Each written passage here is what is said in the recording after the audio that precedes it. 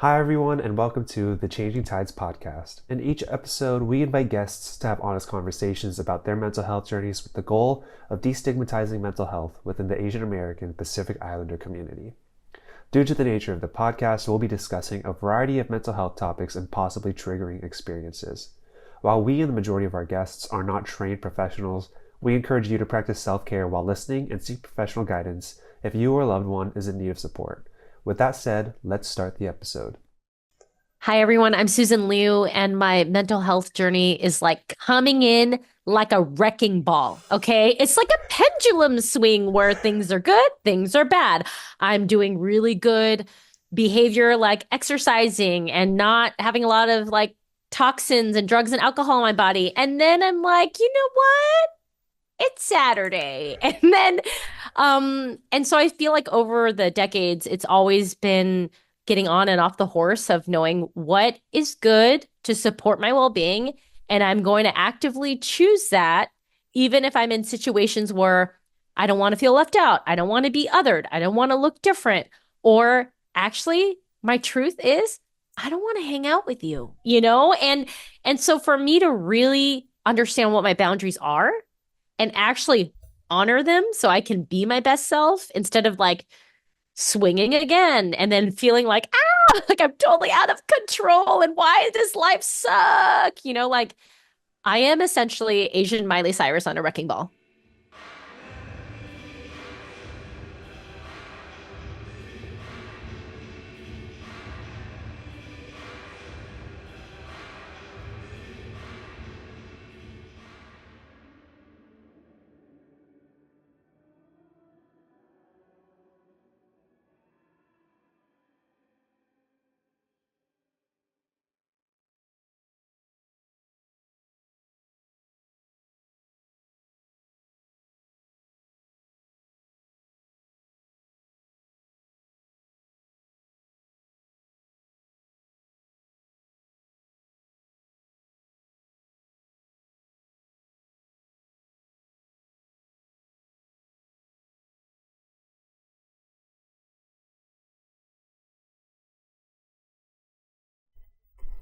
Wow, wow, wow. Long time no speak. Thank you so much for tuning in to the Changing Tides podcast. I am your host, Matthew Yonemura. Thank you for tuning in. It has been a long time since our last episode, and it's been a long time because we have just been so busy with so much over at LTSC and Changing Tides. One of the reasons why we've had such a long gap in episodes is because we have just been trying to retool and rethink how we want to approach this podcast. How does it fit into the landscape of Changing Tides? And what stories do we want to tell? I think this will be something that we continue to work on, we continue to figure out, but we hope you will listen along as we figure that out. Hopefully we have some rotating hosts, so you don't just have to hear from me. I might remain the host all the time, who knows? But regardless, I think you might see some changes in this podcast, especially even in this episode. You'll see a little difference at the end, especially if you're on YouTube. I think before I move on to introducing our guest, it's pretty necessary to discuss the big changes that have happened early in 2025 in California and in the United States. California obviously has experienced these wildfires that have ranged throughout Southern California. I know of individuals who have had to evacuate, who have lost their homes. I myself was safe, thank goodness, but obviously to know what was happening in our community caused a lot of fear. LTSC is working on a number of initiatives to provide aid to our community, one of which involves Changing Tides. We just recently started a California Fire Relief Therapy Stipend. It's on our website, thechangingtides.org, if you want to learn more. It's an extension of our CT Stream therapy program, but it is for people of all ages who have been directly impacted by the fires. And we've already had a number of inquiries, a number of people who have started therapy, and we're just really grateful to be in the position to be able to offer that mental health support. I recommend you subscribe to the Changing Tides newsletter as well as the LTSC newsletter for other updates of resources that we'll be providing. Similarly, with this new administration, we are going to be continuing to provide resources around immigration rights, knowing your rights. We have red cards in both the South Bay office and the Little Tokyo office. Obviously, this administration has impacted federal funding and state funding when it comes to nonprofit organizations. Without speaking out of turn for Little Tokyo Service Center and the higher-ups from our nonprofit, we hope that we could provide aid to those who are struggling with this new administration and all the changes that will come with it. So with Changing Tides, we are here. If you have inquiries or ideas or thoughts that you want to get off your chest, if you want to help us, you can always sign up to volunteer with us. But we hope that you are all doing well with the changes that have already happened and will continue to happen. We are so excited to kick off this new season of the CT podcast. I think throughout I might be able to update you guys on some changes with Changing Tides, some opportunities coming up, and some really exciting new ventures for our program. So with that, I can't think of a better guest to start off this new season of the podcast with this new exciting year than our guest today. Our guest today, you might know her by her one-person show that sold out, the 140 Pounds, How Beauty Killed My Mother, which had critical acclaim from the LA Times, NPR, and American Theater. You might have read her book or have heard of her book, The Manicurist's Daughter, a memoir. A book in which, to our guest, I can tell you now I have finished the book. I will email you once you hear this episode and let you know everything that I think is so amazing about your book. So, without further ado, if you don't already know, here is my interview with Susan Lieu.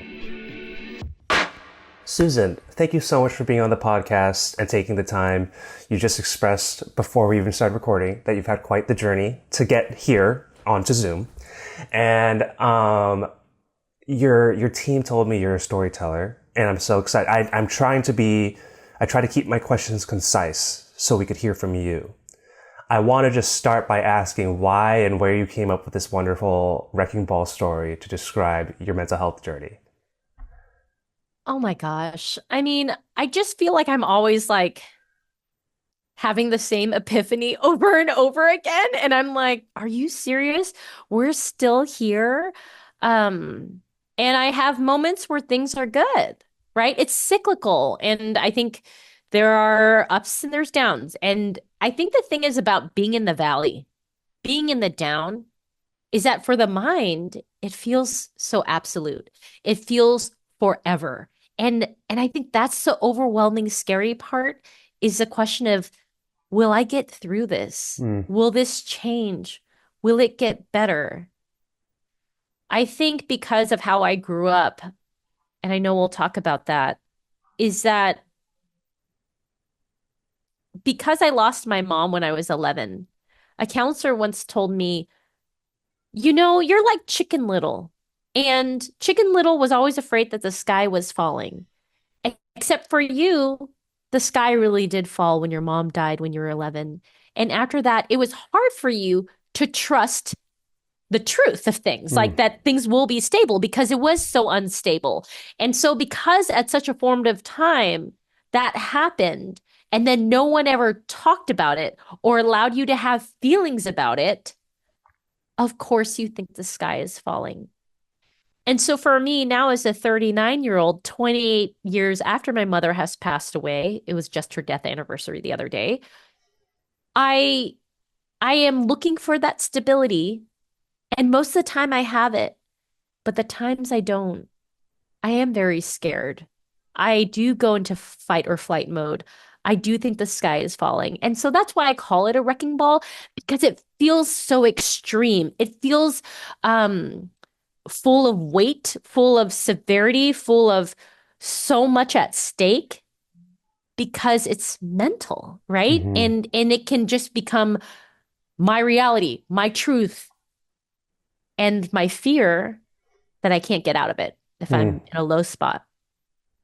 Yeah, my first thought when you said the Chicken Little analogy, I immediately just thought of, constant anxiety, like constant fear. And that was a very real fear that you experienced. And I'm going to jump ahead a little bit in my questions because you struck on something that I really attached to right away, which was you calling your in the nail salon, not even before your mom's medical like scare, which I don't want to say too much about it, but before that even happened, you were discussing this anxiety to answer the phones the right way and to do the pedicures the right way.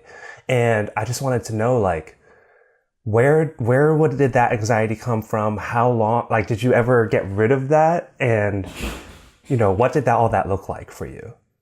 Yeah, so I'm a child of Vietnamese refugees, and we came over in 1983. My parents had six attempts.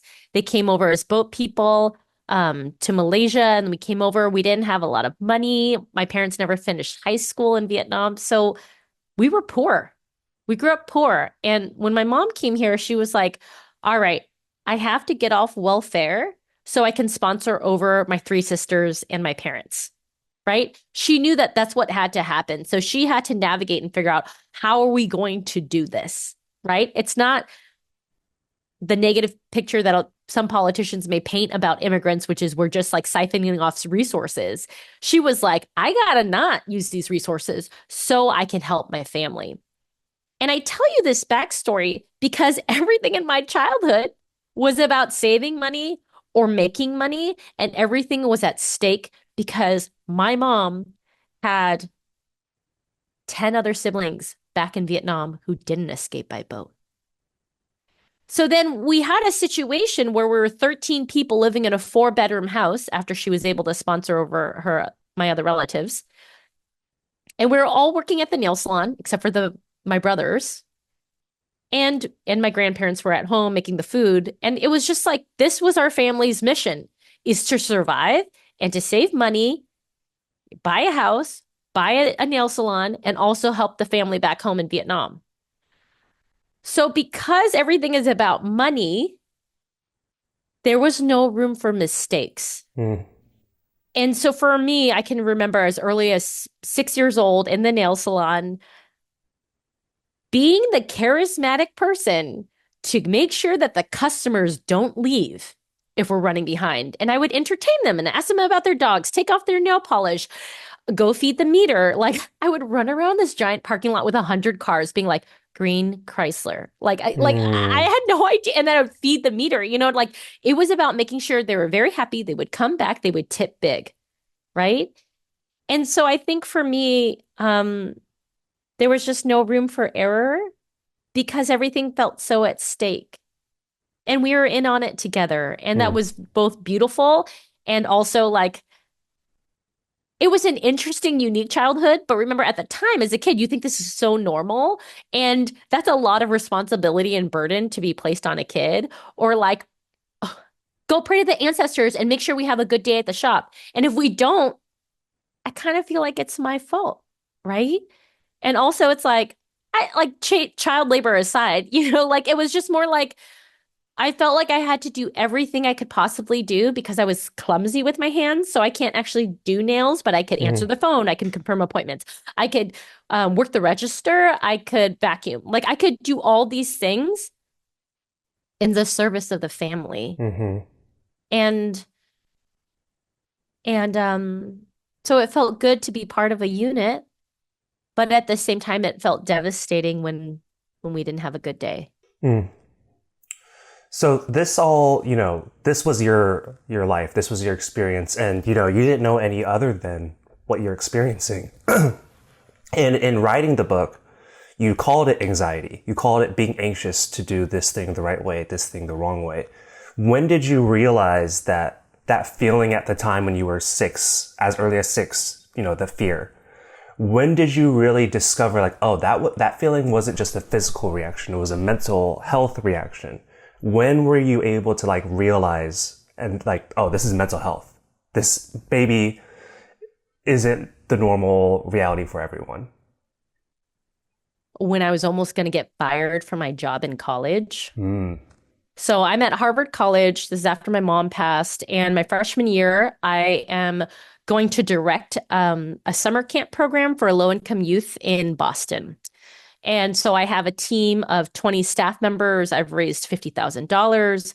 There's 80 campers. It's in Roxbury, a very historically violent neighborhood that these kids are growing up in. And I had to train my staff, and I was getting ready for the program to start. And I was so overwhelmed that I couldn't shower, make food, buy food. Like, I just felt so overwhelmed with the responsibility. And I call my manager and I'm like, is this normal? And she picks me up. She makes me some food. I talked to the big director and she was like, I see myself in you. And I think if you don't get some help, you might not work here this summer. And it was before camp had started. And I was like, oh my God, am I getting fired? Like, I've had always been an overachiever all my life. I was always like the leader. And then I was like, oh my God, like, are you firing me? And I remember when I couldn't just like function, I had checked myself into the university facility and just stayed there for a night because I was just feeling so overwhelmed. There was just something I was like, I know something is wrong, and I feel so paralyzed right now, and I don't even know how I'm going to run this summer camp. I went into outpatient that night. Everything seemed fine, but she said, if you want to stay here this summer, you need to go see a therapist. Hmm. And mental health is heavily stigmatized in the Asian American community.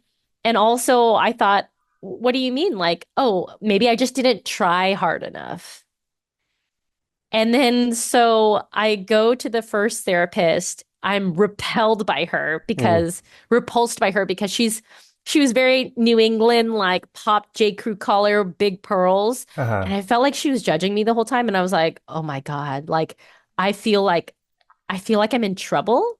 Hmm. And then I went to a psychiatrist and she was like, oh, you just need to go on meds and then go shopping. And then I was like, okay. And I was like, but there's another way, right? And she told me about like 13 vitamins I could have: omega-3 fatty acids, flaxseed, vitamin C, D, E, magnesium. I would pop these pills, 13 pills in one gulp. And I thought, okay, that's what I need to do. I need to keep exercising. I was doing all those things to take care of myself because I didn't want to get fired. Hmm. But looking back on it, that intervention from someone who cared, who did it in a very gentle way, and also not getting fired was this big turning point in my life where it was like, every day doesn't have to feel like this. And I can work on myself. Hmm. And it's not because I didn't try hard enough. It's because other parts of me need to be restored. Other parts of me need oxygen and care. And I need a space to validate those feelings and process those feelings because I never did. Hmm. You know, it's it's kind of like it's weird because there's this. I see a very direct parallel to this story you're telling me in college, at your college job, and then the way you open your book with the co-op. Co-op, is that the right? The writing. The writing residency? The writing. I don't know why I call it a co-op. The Co-op is a writing. really great grocery store where you can get bulk items and I know. nutritional yeast. Always a lot of nutritional You yeast. know what? This is why I'm not a writer because I would be using the wrong words for everything. But I was at a seasonal co-op where I was trying to finish my memoir in the aisle yeah. of the Pu'er tea. So yeah, I don't know where co-op came from, but this writing residency Yeah. of a very like physical reaction that was like stopping you from, it was a physical versus the mental, but both were stopping you from achieving what your goal was at that time. But like, I don't know. I just saw this weird parallel to the way you open the book, and maybe I'm stretching here, but I saw it. Yeah, no, I see what you're saying. I see what you're saying. And for context, for listeners out there, this is December 2022. I'm at a writer's residency and I'm trying to finish my memoir because if I don't turn it into my editor in January, pretty done, I'm not going to publish my memoir when I'm 38 years old which is an homage to my mother who had died when she was 38. I knew I was on a deadline. As a procrastinator, I need deadlines. This was a great deadline to have. And I put so much pressure on myself. My body had a reaction, which was I had severe abdominal pain. I keeled over. I couldn't stand. I couldn't sit. It felt like lightning going through my body, jabbing me in my stomach. And I thought I was going to die.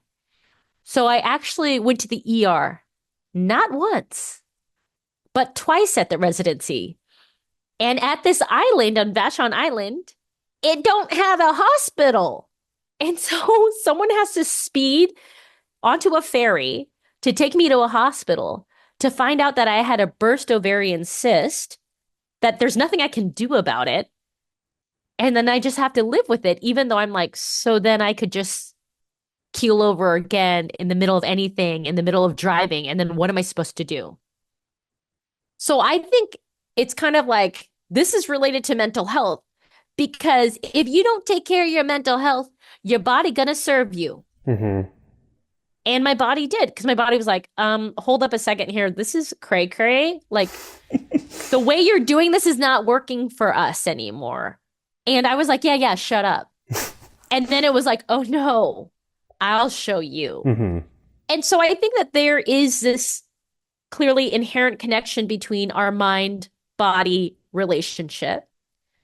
And I've always been interested in it. It's so funny, like the things that we study and the things we struggle with. Hmm. My senior thesis at Harvard was leadership development and the mind body connection. So even in, I guess, 2007, 2008, I was studying meditation, emotional intelligence, self-efficacy. These are things that I was actually really interested in, slash, I was also in a cult studying that and being in it. Um, so I've always been interested in it.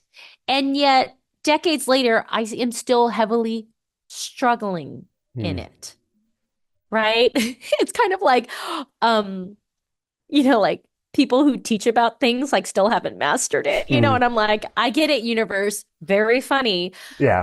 But yeah, so at the residency, my body just pretty much put up the white flag and said, if you're not going to listen to us, we're going to shut it down. Mm. And so I Yeah. had to change how I was operating around the book, writing the book, what it meant to finish it. And also the question is like, how much in how I think and how I operate, how much is it serving me? Mm. And when it doesn't, like we have to change it up because the body's going to prevent me from masterminding my achievement. Oh my gosh. Okay, I've talked about your book without giving you the space to share what book we're talking about. So could you please share what not only your book, but you also did a play about the same story, right? So like, could you share what we've been discussing with our listener? Yeah, for sure. I mean, ooh, what a tease. Um, so here it is. In 2018, I was pretty disappointed with the adult I became. I felt like I was a coward in my life. I was getting a lot of pressure from my dad and aunts to have kids. And I thought, how can I become a mother if I never knew my own? And what I mean by that is my mother, when I was 11 years old and she was 38, she died from a botched tummy tuck in San Francisco in 1996.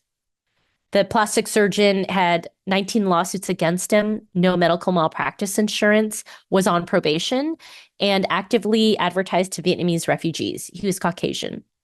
And she walks in one day thinking she'll come home with her beautiful new body. She loses oxygen to her brain. The doctor waits 14 minutes to make the 911 call. And after 4 minutes without oxygen, you have permanent brain damage. So she is in a coma for 5 days and then flatlines. And for the next 2 decades, my family has never spoken of her or how she died. And I'm the black sheep in the family that's always been like, can you tell me more memories of Ma? I was the youngest of four, so I had the least amount of time with her. Are you okay?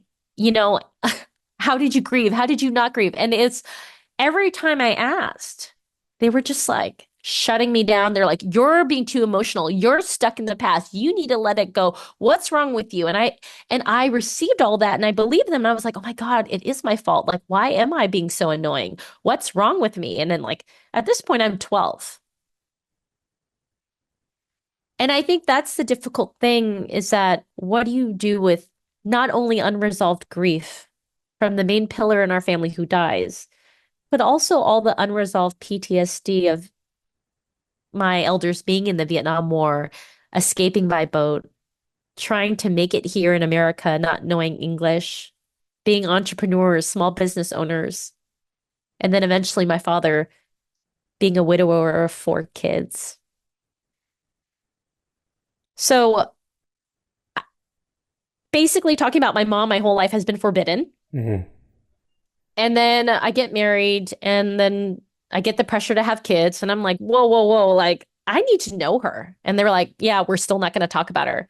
And I was like, okay, well, let me go figure her out and her story anyways. So I track down the plastic surgeon's kids. I read thousands of pages of depositions. I enlist the help of spirit channelers. I go back to Vietnam several times. And every time I learn something new, I put it on stage as a one-woman show. The fifth one, the iteration is called 140 Pounds, How Beauty Killed My Mother. And I felt like that was my homage to my mother. I felt like this is a way to talk about intergenerational trauma with humor and heartbreak. It's me finally knowing my mother. And also, it's me stepping into my own greatness because I've always wanted to be a performer. I started in stand-up comedy a decade ago, and things were going great until I got heckled. And then I just kind of walked away from the stage being like, who am I kidding? Oh, I thought I was something, Mm. And then I was like, but I knew beyond being on stage, I was in my orbit, but at the same time, I had so much shame and embarrassment from being heckled, and I handled it terribly. So terribly that my siblings were there that night. They didn't even make fun of me. They usually make fun of me. They just bought me a drink because it was Oh. bad. I was just whispering my jokes after a while. It was just terrible. So then I said, I need to know my mother. I put on this show. It was a sold out 2 weekend run in Seattle in 2019.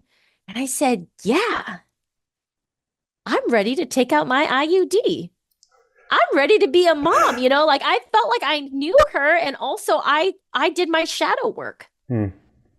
Also, PS, I also got fired from my management consulting company the year prior, and that was when I was like, I'm gonna do this, hell over high water, I'm gonna do this. And then my husband's like, but we just got a mortgage, and I was like, fine, we can get divorced, because I was like, there was something in me that knew that this is what I needed to do next. Mm.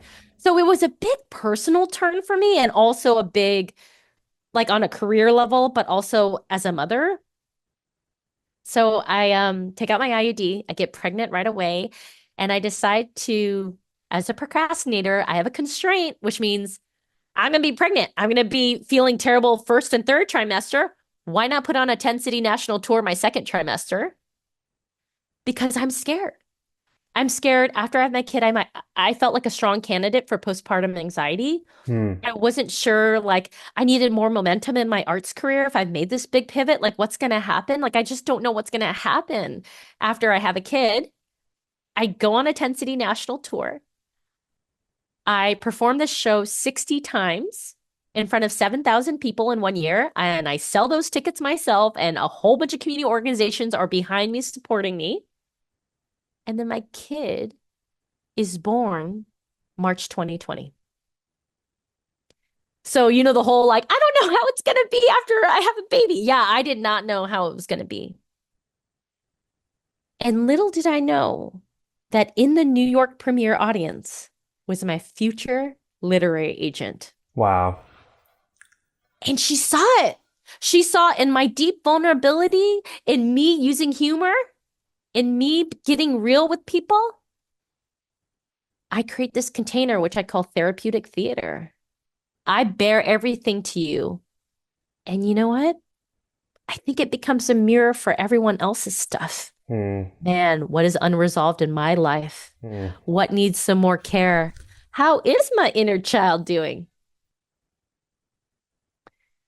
So that leads to the book deal in March 2021. I read it for 2 years. My memoir, The Manicurist's Daughter, came out in March 2024, which is 1 month before I turned 39. So I was still 38 years old. I made my promise to my mom. I kept it. And it's been wild. Hmm. It's been wild. But The Manicurist's Daughter is my memoir about what happens when the American dream goes terribly wrong. It's about strong female characters that run nail salons that are heroes and anti-heroes, that are complex beings, Hmm. and the struggle of a Vietnamese American family trying to assimilate and try to love each other when it's hard to do that because emotional vulnerability is hard. Hmm.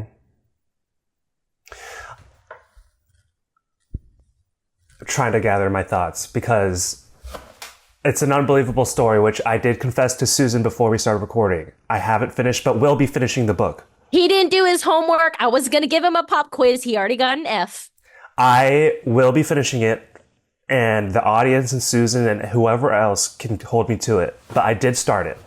And the story is unbelievable. And one of my favorite things about it that I don't know if I've seen is that you will start in like a segment of Vietnamese and then you'll translate it for the audience, which I really appreciated it from an AAPI like point of view. Like, oh, this is how it was, but thank you for translating it for the reader. Like, but that's how it was going in conversation.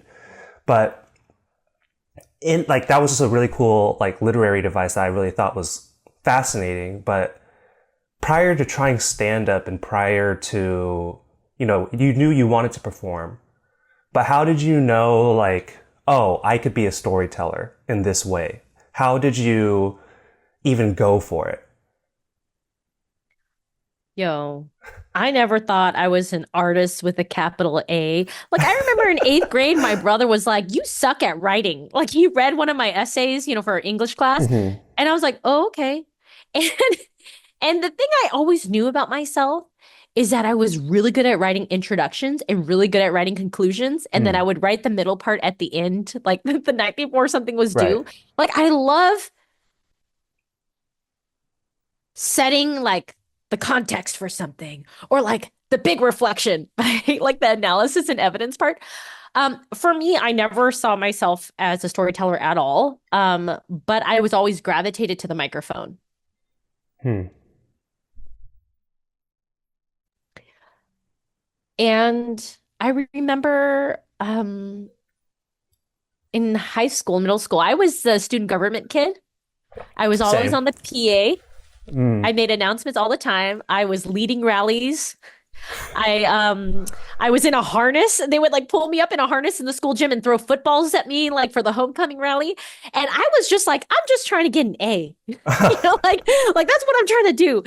Um I always felt a sense of justice and about like supporting the underdog and making sure all voices were included. Mm. I felt like a nerd leader. Like I'm a nerd leader. Um and that was just really important to me, and community service was really important to me, but never did I think I was a theater kid. Mm. I didn't have electives for that, but also like I always felt like I was too late. Like, Mm. ooh, the leads in the middle school play become the leads in the high school play. Right. And then when I went to Harvard, guess what? Some of my classmates were SAG card carrying members Oh from the wow. Screen Actors Guild. Like they were professional actors. And then I was like, oh shit, I'm like really too late. Mm. So like for me, I never really thought that. But as I mentioned to you, since I was a kid, I've been entertaining customers so they wouldn't leave. Mm-hmm. My sister and I started a chocolate company when we were teenagers, and I was the front woman to sell the chocolates to people. Like even with my chocolate company, when we were I was peddling the samples around Whole Foods in my early 20s. Um, my sister was like, okay, I'm gonna create like a sriracha chili truffle. How should we launch it? And I was like, oh, I know. I'm gonna make like a 3-part telenovela series called For the Love of Chocolate. I'm gonna be Miss Chocolate Bar. I'm gonna commission someone to make me a giant chocolate bar outfit. I'm gonna have a love affair with Sriracha Cha. And then we'll birth these Sriracha chili truffles on like the silver counter in the commissary kitchen we're renting. She was like, "You are." And I was like, "Yeah, I did it." And I got press from KQED Barrier Bites about it. We had like a screening for it. And it was just like, I thought it was totally normal. Like I was just Yeah. like, oh yeah, this makes sense. Like this is interesting. So I think I was always like engineered that way to be creative, but Mm, because I didn't like I grew up watching Nutcracker and Shakespeare and I would fall asleep during those field trips. So I thought the arts were not for me. When mm, in reality, those stories did not reflect me, so I thought they were pretty boring, right? I mean, hmm. don't kill me. I find Shakespeare boring, but like it's more like I just never categorically lumped myself in that. So then I Right. never thought I'm a storyteller, but I did know I would do insane things. Like when I was in college, I was like, I really want to go to Burning Man. Yeah. So 2005, I go to Burning Man. I find a ride from some guy in a Prius off Craigslist and I go by myself. Oh, Like very it, safe. oh my Very God. safe way to get there. The 39-year-old mother in me was like, Dear Lord Susan, like, what were you thinking? And I met a cast of characters, but it was like, that was always my life, which is I'm following my intuition and let me see where it'll take me. And thank God I never got any STDs. Yeah. I didn't know how you were going to finish that sentence, and that wasn't how I was expecting. You can edit that out if No, no, no. It's totally fine. I just wasn't sure where that was going. And again, I'm at a loss for words. But no, I think that's so fascinating because so I went to school for filmmaking and I it was interesting because I always liked to hold the camera and like edit it together to music. Like when I was younger, like iMovie, like I was able to just throw in a song and like clip it so the timing was on beat. But like the storytelling part, I didn't really grasp until later in life. Like I didn't really see myself as doing that. So yeah, it's interesting how you think you have to hit like a certain qualifier to consider yourself this or that. And I think it's like, I like similar in mental health. It's like, oh, I don't think I could call myself depressed because there's actual real depressed people out there. Or, like it's just hard to know how to qualify until you actually do the thing, I guess. I don't know. yeah.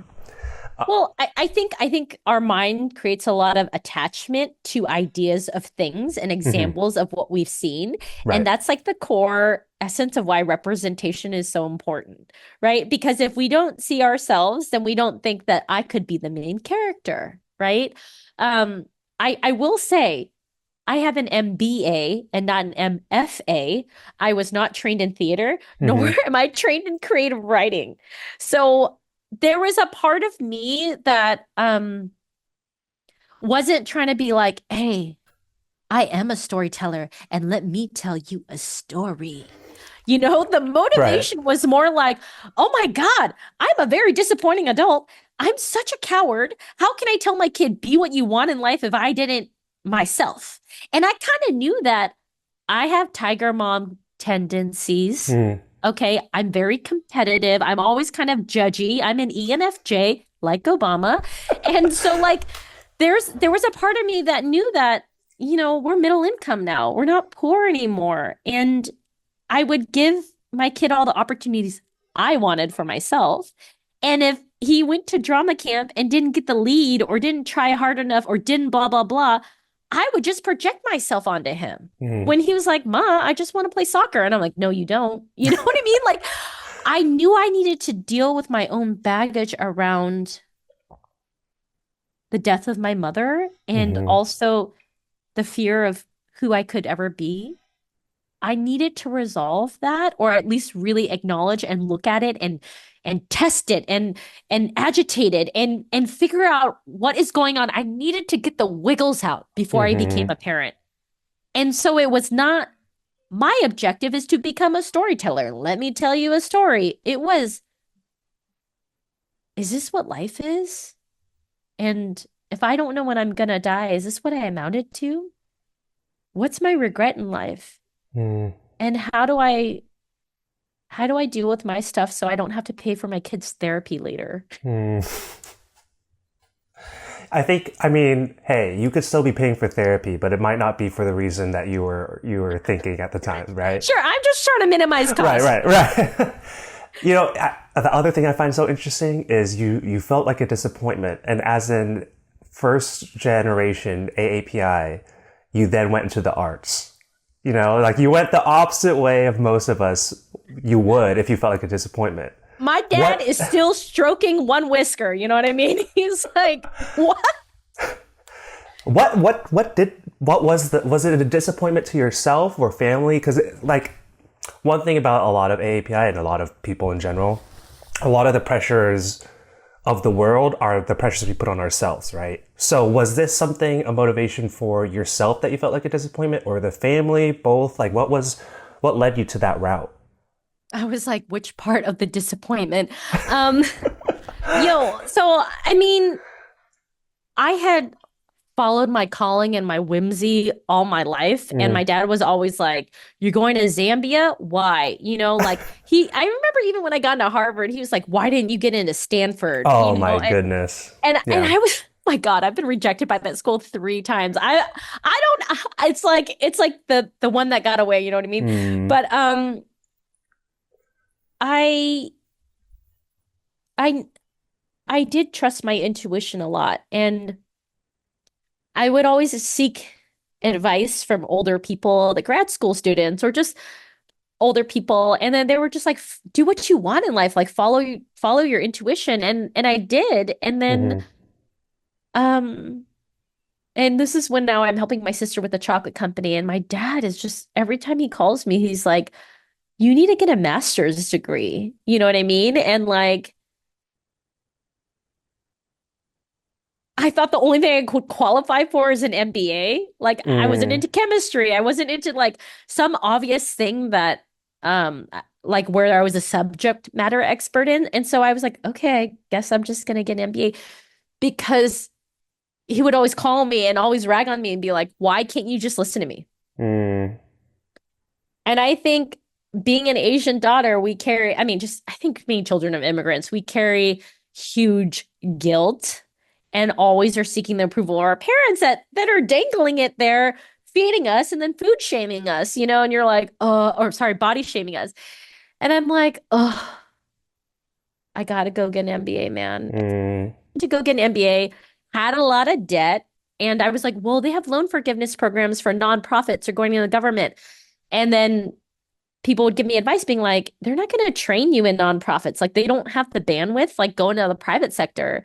And I'm looking at the rate at which loans will be repaid, which is like 10 to 14 years that you have to be in that type of sector. And I'm like, shit, I have to go in the private sector because I've always had my heart in the social justice space and nonprofits. And I was like, well, I want those skills to translate. So why don't I go get some good training? I go become a management consultant and essentially a contractor and vendor to Microsoft when I'm in Seattle. And I remember I called it corporate samsara in the book because all the roads in Seattle lead back to Microsoft money, man. And I would go there and there's nothing wrong with the place. It's more that I'm a square peg in a round hole Mm. situation, like where I'm like me. And they were like, why? Like I think I embody the word extra, you know what I mean? And in a corporate setting, it's a lot, right? But I was doing that to please my father, and I wanted him to not worry about me. Mm. Finally, I had a 401k. I had paid time off, like all the things you don't have when you work in a nail salon. And now I had enough money to give him money every month, which is like the holy grail for a child of immigrants is to take care of your parents because they don't have a retirement. Like their retirement is you. Mm-hmm. And so for me, it was like I felt like I had to fulfill that duty. And also I justified it. I justified it being like, oh, well, I'm going to get these skills and I'm going to help nonprofits and maybe I'm going to be a board member or maybe I'll come back into the nonprofit space. And so that was the journey I was on. And then guess what? I hated my life every day. Hmm. And I was the worst wife, man. I was just such a pain to be around because during the weekdays, I'd be driving there going like, wow, did I disown my soul? Hmm. Because because I was always a social justice kid in like high school and college where I thought that was my path. But then I realized actually I tried community organizing for a little bit and I was terrible at it. And then it was a strange thing of like, I know what my values are, and yet like in practice, like I feel like a disappointing daughter, you know? Hmm. And so I tried to live a life for my father and also pay off my grad school loans.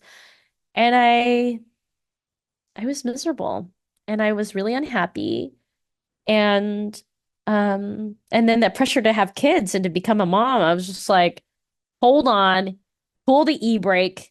Something's got to give. And I remember at the time I was experimenting with all this theater stuff because I didn't know what I was doing. I knew I just needed to try this but I needed to try it in a safe way that wasn't stand-up comedy Hmm. because that's how you get heckled, right? And I was Right. like, well, what if I do kind of the same thing but in theater? And it's called solo performance, right? Hmm. And I actually didn't know much about theater because I never would go because I couldn't relate to the Nutcracker. Right. And then my friend actually took me to the theater and I was like, oh, that's cool. And then I just started doing it. Wow. Just go for it. Yeah, man, I always tell people stay naive Hmm. because now looking back on it, like when I realize how hard it is to make money, like my 10 city national tour, that was profitable. I just ran a book tour for my hardcover. It was profitable. And then now I know how hard it is to get an agent, how hard it is to get published in the top five, how hard it is to have a profitable book tour. And I'm sitting there going like, oh my God, if I actually knew how hard it was, I would have never tried, dude. I would have never Yeah. tried. So you express the side of how your dad has impacted like your approach to life, how that's impacted things. How did your mom and what she experienced and, the time you did have with her, how did that impact, your view of healthcare, your view of your own body? Like, how did these things impact your mental health in this way? Oh my God. So many answers. Well, the first one with healthcare is the negligent doctor never paid my family anything because Wow. he did not have medical malpractice insurance. And what I learned about the California healthcare system is that your life, if you die from medical malpractice, is worth $250,000. And that number has not changed since 1975. So it's never been adjusted to inflation thanks to our insurance and doctor lobbying groups. Okay. Wow. That's the value of your life. And if you are a low income immigrant woman and your lifetime earnings are such as, not that high, doctors are not, or lawyers are not going to want to represent you. And bad apple doctors have no incentive to change. And so for a long time, I wanted to avenge mother's death, and I went to go track down the plastic surgeon. And right before I'm going to rain hell on him with like creepy Facebook marketing campaigns and a billboard by his clinic and getting a journalist to write an expose about him and all the women he hurt, I found out he died. Hmm. So the question is how do you have an enemy if the enemy is dead? So when like people on social media are like, I'm obsessed with this, like Yeah. Yeah. Yeah. Yeah. I'm actually obsessed with this, and I was so angry that I didn't have an enemy anymore. And really, the work is really around my family, right? And about knowing my mother. And I do that too. I'm still so angry. I joined this group called Consumer Watchdog, Hmm. and I worked with them for a few years to build advocacy around medical malpractice caps. And 2 years ago in 2022, we helped pass AB 35, which means that now medical malpractice caps are going to adjust to inflation. So it'll Mm. be $1.2 million over time. But now that changes incentives, right? And it helps protect low income women. I mean, low income anyone, but especially women, um, when they die from medical malpractice. So I think it was something that I didn't realize that's what I was going to do was to become an activist in the process. But I think part of thinking about my mother's legacy is not that she literally died from her own vanity, how beauty killed my mother, but more, how can we now improve the situation for others, right? Hmm. So systemically, low-income people are not oppressed. So that's one thing about healthcare that it changed my views on. The second one around body image, I mean, man, I remember a year after my mom died, my father and aunts were like, I went to get a second bowl of rice. My grandma had made something very tasty. And they were like, "Whoa, don't eat anymore because if you get too fat, no one will ever love you and then you'll die alone." Okay, my mom had just died from a botched tummy tuck, you know. And then after that, I was so ashamed. Mm. And then I wanted to control. What can I control? I can control my grades. I can control my eating. And so Mm. after that, I started like a food and exercise journal. I was in sixth grade, and that summer, I remember I would track all the miles I would run, and it was just like it's kind of devastating to think love is conditional, and also my worthiness is tied to my body, you know? I mean, here's another fact. Out of the four siblings, like I was the only one born in America. Mm. My two brothers were born in post-war Vietnam, right? My sister was born in the Malaysian refugee camp.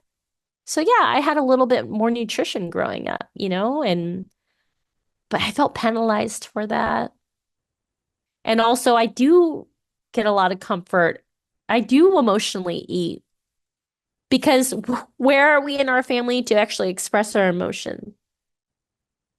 And so it was a very I felt a little gaslit, you know, like Hmm. there was no place to ever process our feelings. We never went to grief counseling. Like feelings are seen as weak.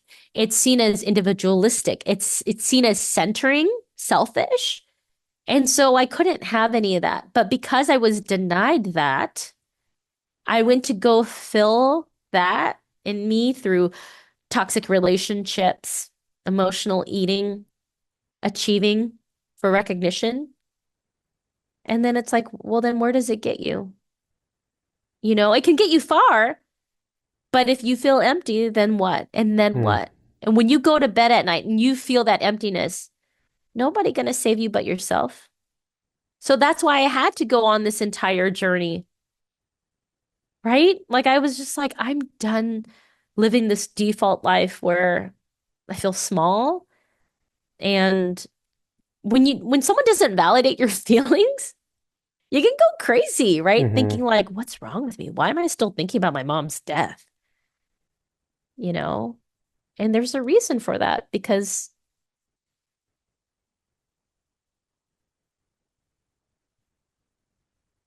there's a line in my book that is my entire life experience goes through the sieve of my mother's death, right? The people who I stay in relationships too long with, the reasons why I choose this and that.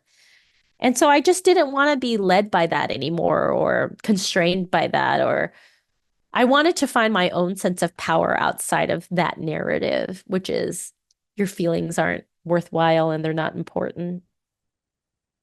And little did I know I would actually find a lot of power Mm. in my own family tragedy and my own striving for justice and truth.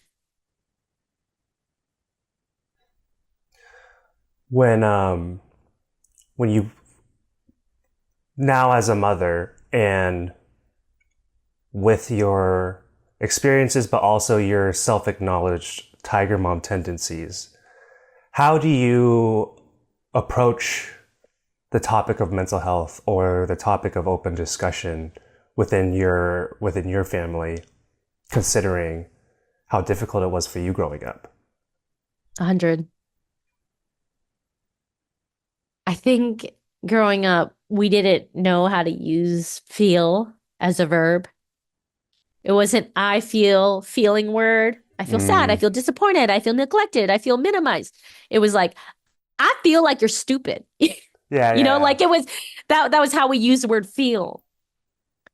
And so with my kiddo who's 4 years old, if he's having an emotional reaction, if I'm having my own emotional reaction, I try to land it right into that I feel feeling word.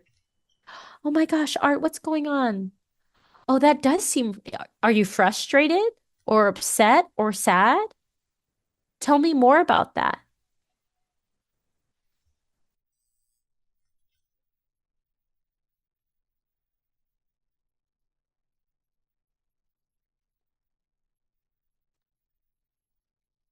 And I try to hit pause. I try to, because as a mom, I'm like cooking, I'm like trying to get us out the door, I'm trying to do all these things. And I try to hit pause and I get down to his level and I just allow him to have those feelings mm, instead of in Vietnamese, we'd be like, Nen, which is shut up, mm. right? Like, toy, like enough. I allow him to have the feelings, allow it to happen, try to help name those feelings, and then eventually go to solutioning, right? Like, I think there's so much conflict when someone's trying to be really rational with you while you're irrational. And so I try to model it myself. You know what, Art? Ma needs a timeout right now. And it would be devastated. He was like, no, you can't have a timeout. I'm like, I need a timeout right now. Mm. So the first one is I allow space for his feelings and I validate them and I try to model it myself. Another one is I really prioritize my own health. I think for a long time I didn't. I was a wrecking ball. I knew what worked for me and I ignored it. I would do the self-defeating behaviors Mm. that were short-term, um, more fun. Hold on a second. I think it. Okay.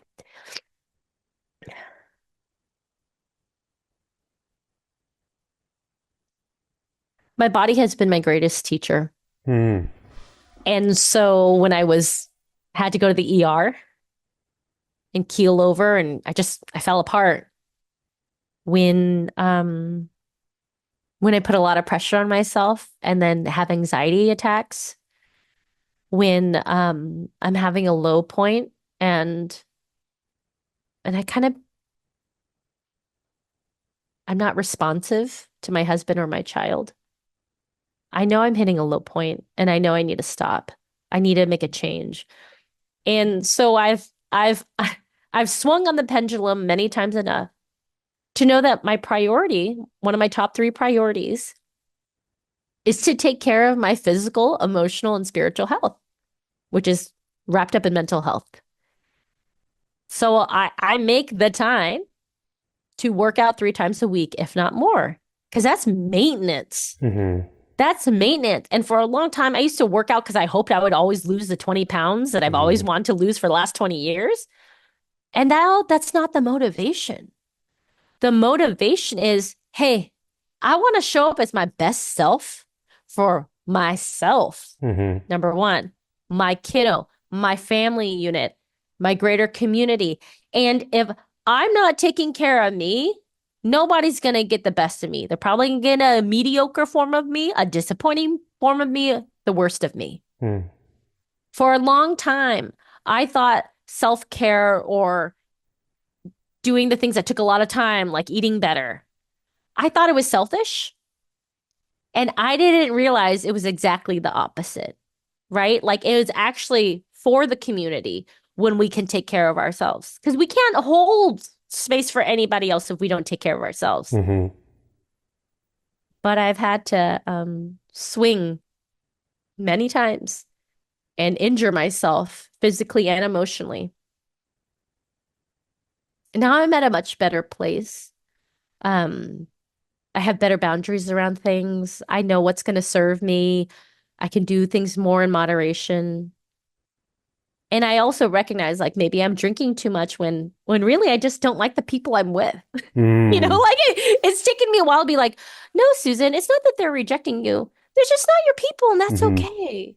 You know, but instead I would go to these parties and I'd be like, I'm kind of bored. Maybe they don't like me. Mm. Hmm. I want to maximize my time here, so I'm gonna just drink and eat all the food. Mm. Like it was just like it was self-defeating. But I would never name it as that. I would not name that I'm having anxiety there. I would not name that I'm feeling uncomfortable and I'm actually not having fun. Instead, I would personalize it and think, "Oh, wow, they don't like me." Mm. So I'm just going to eat all their resources. I don't even like drinking. Yeah, like I don't even get buzzed. I'm like, what Oh, am I wow. doing? Like taking on all these calories? Mm. So anyways, I don't know. I don't know if that's just like a sign that I'm middle-aged, but I think it's like you make your mistake enough times, you're gonna realize I'll probably get the same result. Mm. So, Susan, I want to be conscious of your time, and also I need to go finish your book. But before I have some like quick, sillier questions. But is there anything that you'd like to say before I get to that? Anything we didn't touch on yet? We're at an exciting time in media where we see the rise of Asian Americans across mediums, and it's very exciting. And I also want folks to know it's very tenuous. When I was out shopping my book to sell, I met with 7 publishers and I got offers from 4 of them. And I asked my agent, hey, that fifth one, I really liked that publisher. I thought we really gelled. What happened? And she said, oh, they bought their one Asian American book for the year. So they passed. Wow. And I want you to know that that was 2021. And I do see more Asian American titles out there. Maybe, like when you're conscious of something, you're looking for something more.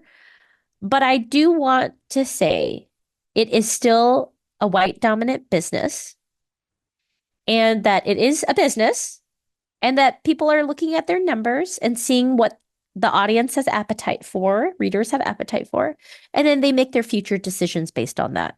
This is not new news. That's how projects are greenlit in Hollywood as well. So I just want to say that your support really matters. Hmm. Whether you're checking out the book at a library, and if you check it out, put it on hold, they'll see that there's a demand. Great.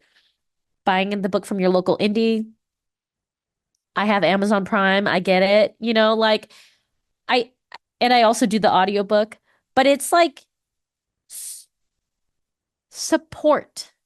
Actively support your fellow Asian American artists, even those that are doing really weird French stuff. Because, guys, my first solo show, I actually did not ever intend to talk about my family tragedy. Instead, I was handing out raisins in people's mouths, and I sat down in a rainbow colored poncho, and I would like touch a hammer and dim the lights. And then you're like, is she going to kill me? And then I'd meditate for a while and then touch the hammer again. You know what I mean? Like, go support weird art Mm. because artists are in their process of becoming, and artists, it's easier for them to exist if there's an audience. Hmm. So I just say like when your friends invite you out to things, go support them, show up. When you hear about a new title and you're like, "Oh, I've heard about it. Maybe I should." Yes, add to cart.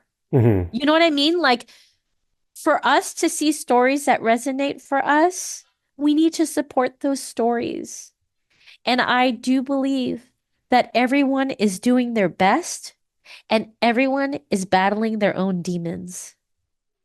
So let us love each other, support each other, because scarcity mindset is real. Mm. And then it can be like, well, that person's doing that. I don't know. They're going to be fine without me. Blah, blah, blah, and it's like, no, if you're remotely interested, please support other artists because we all need each other. Hmm.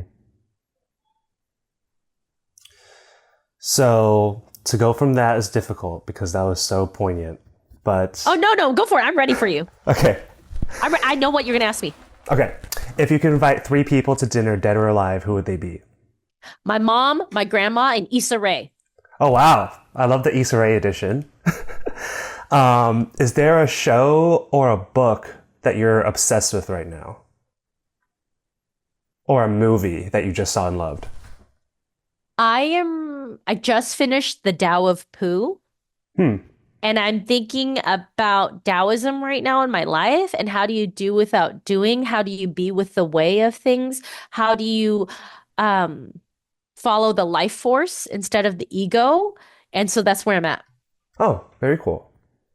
How do you decompress after a long day of being a mother and doing a book tour and doing a one-woman show? How do you decompress after this busy time? Oh my God, dude, my introverted husband, he saves all his words for me. So we'll sit on the couch and he'll have a glass of wine and I'll sit there and we just kind of talk. Or my kid is trying to go to sleep and then he'll keep running out and then he'll be like, sit in my room in the dark. So we'll like drink wine in the dark Mm. on our IKEA couch in his room because we're just doing logistics, dude. Like, you know what I mean? Like I think about the word decompress and I'm like, it's funny. I think maybe I decompress when I'm working out, Mm. but that's not really decompress. I go on trips with girlfriends. I love going to hot springs. I love going to silent meditation retreats. Mm. And so maybe, and artist residencies, like those are my vacations. So it's less like it's less about the daily decompression and more I'm going to be like, I'm going to escape for a few days. Bye. Like Mm. I think that's because when you can't leave the obligation, it's like not real decompression. Mm.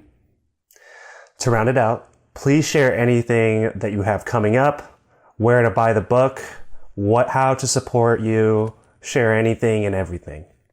Yo, yes. Follow me on Instagram at Susan Lieu, Lieu, rhymes with ew.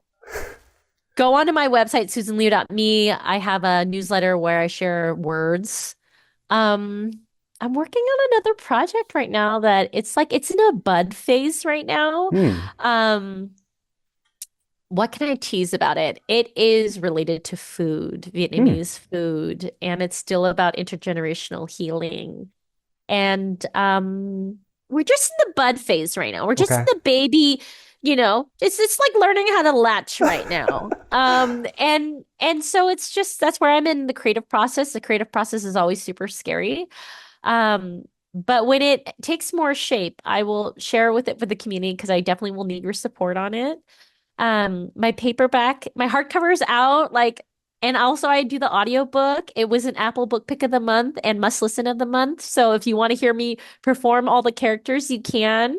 Um, so please listen to my audiobook or read the book. And my paperback is coming out April 29th. So I'll probably do a little like baby tour and bring my son with me. So catch you on the flip side. Amazing. Susan, thank you so much for your time and for being such a great guest and storyteller. And yeah, we're so excited to see what's next. Thank you so much for having me. Thank you so much to Susan for being on the podcast to discuss your mental health journey, your family, your play, your book. It was so great to hear about your writing process, so great to hear about you. I'm just so excited to see what's next. So if you enjoyed this episode, this long-awaited episode, you can subscribe to our show for episodes that we'll continue to release on a cadence that we are still going to figure out. You can give us a rating or review on your favorite podcast platform. And if you would like to support our podcast and help us grow, you can do so with a donation to the link at the bottom of the episode description. To hear more about Changing Tides, follow us on Instagram at LTSC_Changing Tides, or check out our website, thechangingtides.org. Let's continue to change the tide on mental health.